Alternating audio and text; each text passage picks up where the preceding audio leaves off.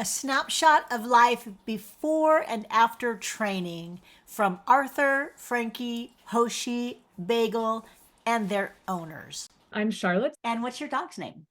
Arthur. Arthur is a 4-year-old mini poodle. He's black. He was having reactivity issues from the very beginning. We couldn't take him to a park. We couldn't go on a walk. I mean, it was really unpleasant. And so we were really motivated.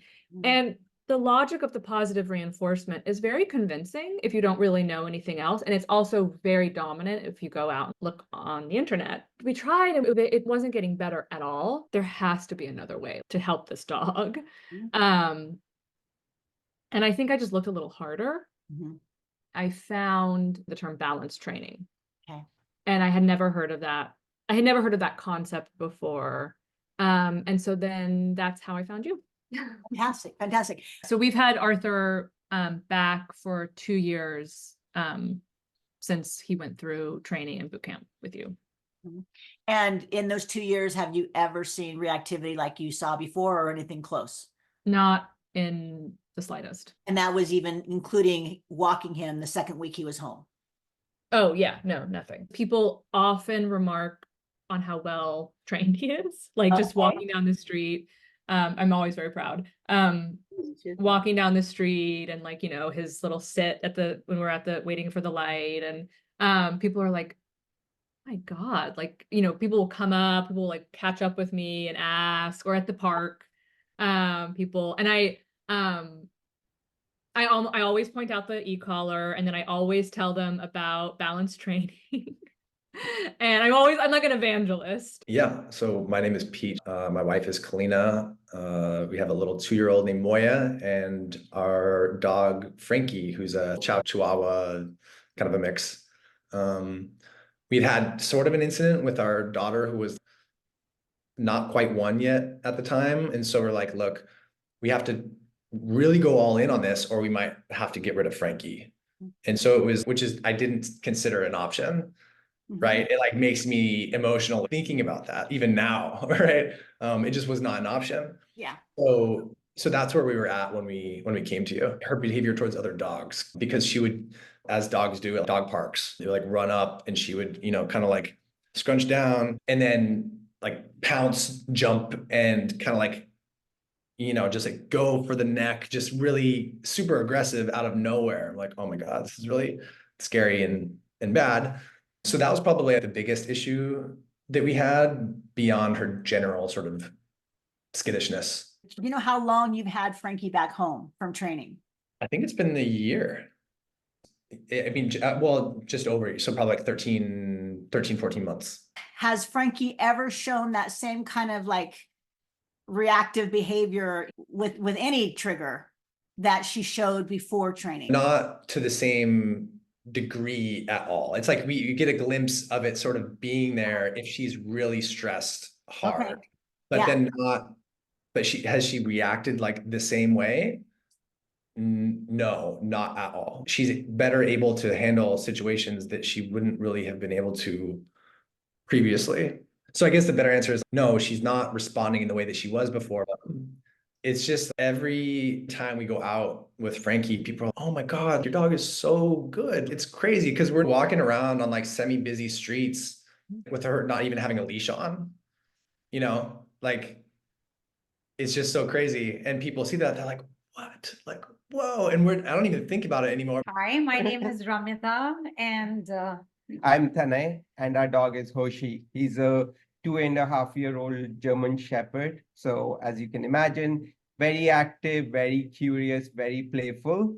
And now extremely mischievous, and now very well behaved. Describe what life was like with Hoshi before training. It was very stressful. Going on a walk was stressful because there were so many triggers.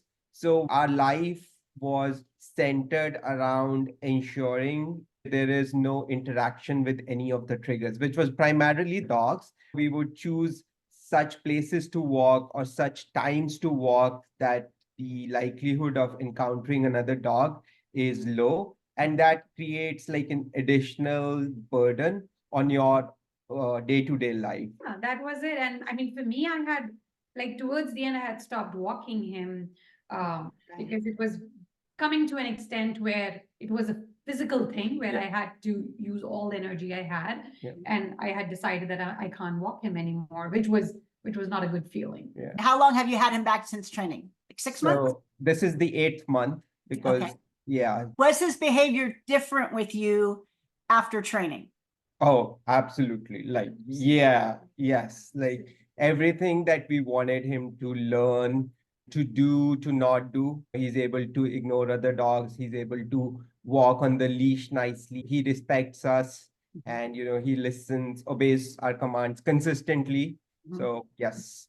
And just to add, now he sees us as a unit and he looks up to us to let us decide for him instead of deciding for himself.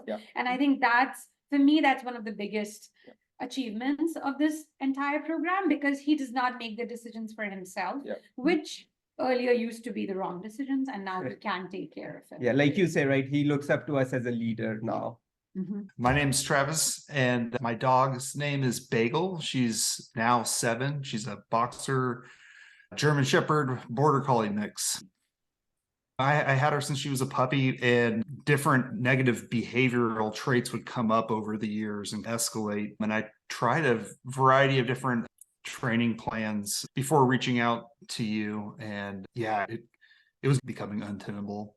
Dog reactive, lunge, bark, all the bad stuff that a lot of people struggle with. And then the kind of the last incident was actually like a reactive towards a coworker. I take her into work, and we mostly had an isolated area. Every once in a while, new people would come through, or you'd run into someone that she didn't know, and it could be a scene. It was a flip of a coin, how she would react around a new person or different scenario.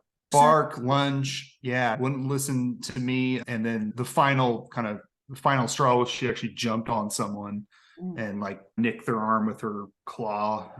Okay. It was like my heart sank. Just the feeling of not having control over your dog, and this is this sweet dog that's great around you and your friends, but just loses her mind around certain types of people or people that get in too close or whatever. Yeah.